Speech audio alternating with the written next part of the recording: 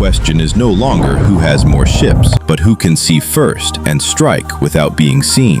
As China's Navy expands at an unprecedented pace, Washington understands one fundamental reality. The United States cannot compete by numbers alone. The gap in shipbuilding capacity is structural, and attempting to mirror an opponent's fleet size leads only to strategic paralysis. From that gap, a silent hunter emerged. Orca, a large unmanned underwater vehicle developed by Boeing, is not designed to replace nuclear submarines, but to expand undersea power in a fundamentally different way.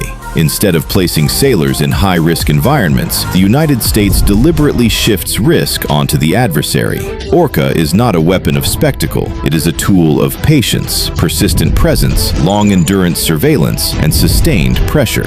In an increasingly tense Indo-Pacific, where a single miscalculation could trigger uncontrollable escalation, the ability to remain present without being detected becomes a decisive strategic advantage. The United States understands that true power lies not only in firepower, but in controlling the tempo of conflict. Orca is designed for long-duration autonomous operations, taking on the most dangerous missions such as reconnaissance, mine warfare, and continuous psychological pressure, without overt displays of force. This marks a clear shift in thinking, from direct confrontation toward gradually exhausting the opponent over time. In this framework, Orca functions not as a lone weapon, but as part of a broader ecosystem that integrates intelligence, communications, navigation, electronic warfare, and doctrine.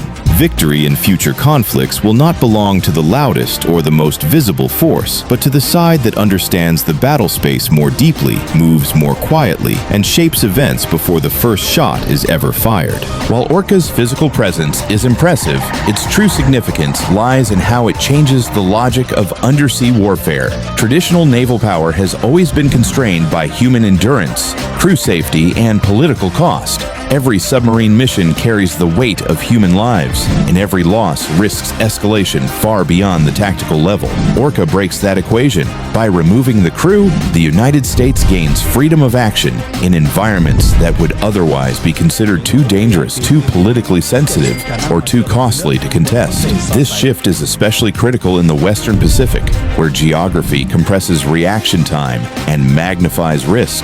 Narrow straits, shallow waters, dense sensor networks, and contested choke points mean that manned platforms face increasing exposure. Orca is designed to operate inside these high-risk zones, not as a replacement for nuclear submarines, but as a force multiplier that expands undersea presence without triggering the same strategic thresholds. Persistence is Orca's greatest weapon. Unlike crewed submarines that must eventually rotate personnel and return to port, Orca can remain on station for weeks or even months. It can quietly map the seabed, monitor adversary movements, and prepare the battle space long before a crisis turns into open conflict. This continuous presence creates uncertainty for the opponent, forcing them to assume they are always being watched, tracked, or targeted. In modern deterrence, uncertainty is power. Orca does not need to fire a weapon to influence enemy behavior. Its mere existence complicates planning, stretches defensive resources, and increases psychological pressure. Adversaries must decide whether to spend expensive missiles and sensors on a platform that costs a fraction of a traditional submarine, or risk allowing it to operate freely in sensitive areas. Ultimately, Orca reflects a broader American approach to future conflict. Shape the environment early, impose dilemmas on the opponent, and preserve escalation control. It is not designed to win wars alone, but to make wars harder, costlier, and less predictable for anyone who considers initiating them. Beyond persistence and presence, Orca's true value emerges in how it reshapes cost and risk calculations at sea. Modern naval conflict is no longer defined solely by firepower, but by how efficiently a force can trade cost for effect. A single nuclear submarine represents billions of dollars, decades of training, and irreplaceable human expertise. Losing one is not just a tactical setback, but a strategic shock. Orca changes that balance by introducing a platform that is expendable by design, yet strategically disruptive in effect. This alters adversary behavior long before any shots are fired. Commanders must now account for a layer of undersea activity that is difficult to detect, difficult to attribute, and relatively cheap to deploy at scale. Orca can be used to probe defenses, test sensor coverage, and expose weaknesses without risking escalation tied to human casualties. Each mission forces the opponent to react, spend resources, and reveal capabilities, even if no engagement occurs. In a crisis scenario around Taiwan or key maritime choke points, Orca enables the United States to contest contested waters earlier and more quietly.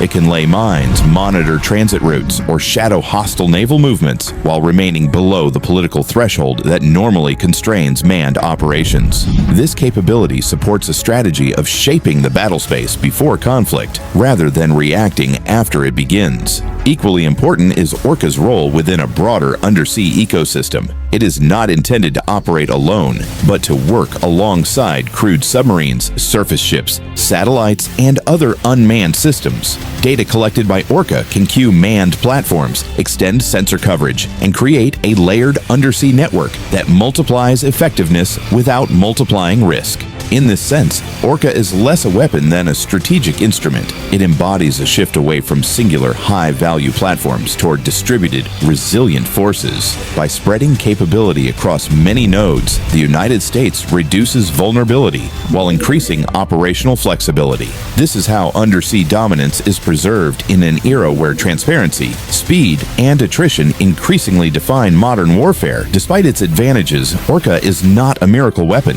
and its deployment exposes a deeper reality about modern naval warfare. Technology alone does not guarantee dominance. What matters is how that technology is integrated into doctrine, logistics, and strategic intent. Orca's greatest strength lies in how it forces adversaries to rethink certainty under the sea.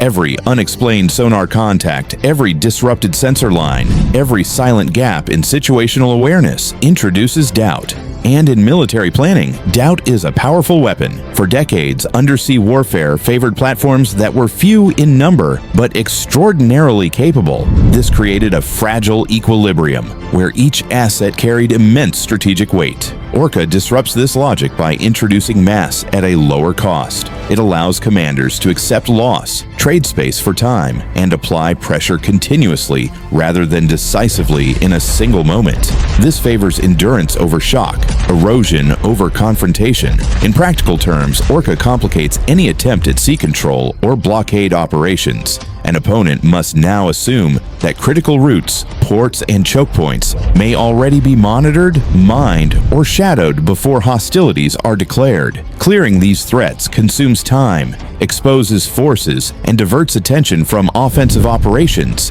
Even if Orca never fires a weapon, its presence reshapes the operational environment. There is also a psychological dimension. Crewed submarines operate in silence, but Orca operates in ambiguity.